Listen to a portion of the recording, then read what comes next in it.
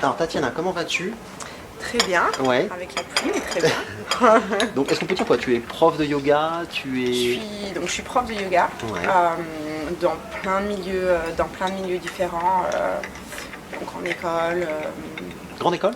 en studio de yoga, disons. D'accord. En studio de yoga pour les athlètes un petit peu, les privés, les entreprises, donc je touche vraiment À tout. à tout.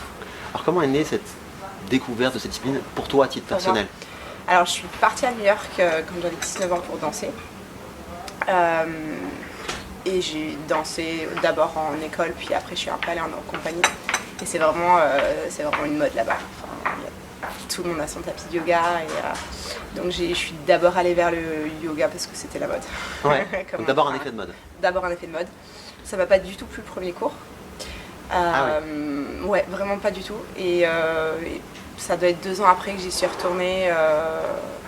Parce que pour le coup, une rupture loin des parents, loin de la famille, loin des amis. Et j'avais besoin d'une rupture sentimentale. Toujours, il y a toujours ça.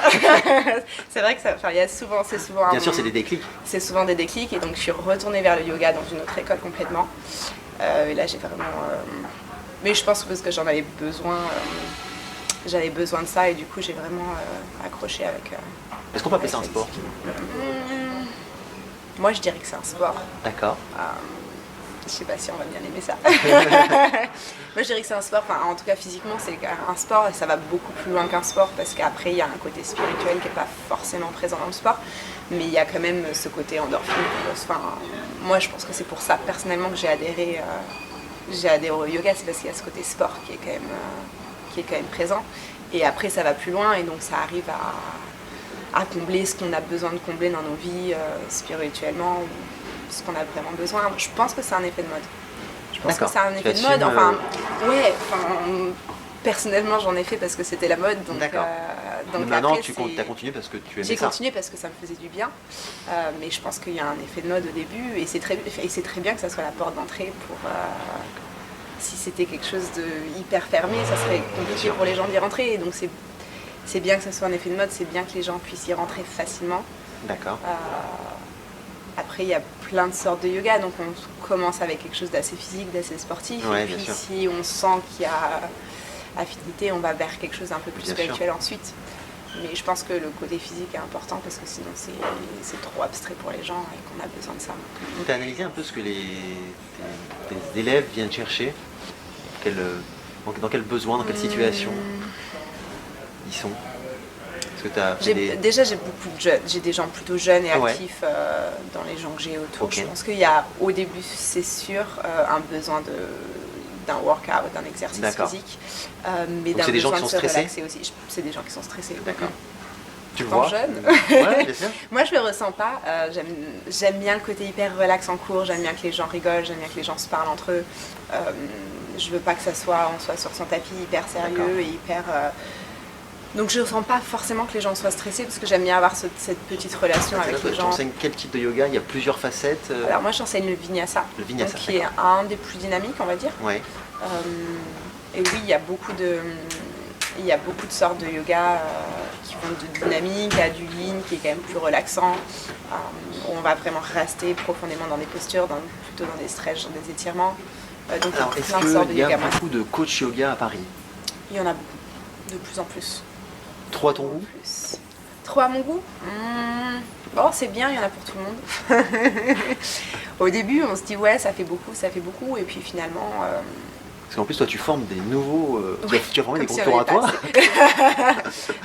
Non, mais c'est bien, je pense que beaucoup de gens qui se forment, c'est pas forcément pour être prof, c'est parce qu'ils veulent aller plus loin dans leur pratique, ou parce que...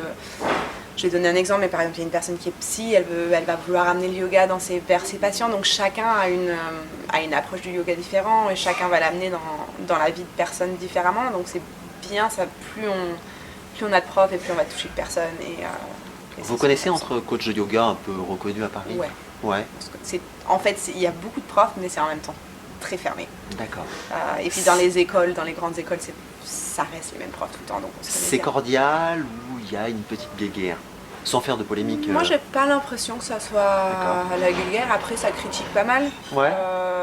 Pas forcément dans les profs qu'on voit dans les studios en général, mais c'est vrai que Si on est, par exemple, je suis sur un groupe de profs sur Facebook, ouais, ça critique pas mal parce qu'il y a ces yoga dynamiques qui ont commencé, qui sont pas forcément les plus traditionnels, et ceux qui sont plus traditionnels vont pas mal critiquer. Donc ouais, ça critique, ça se...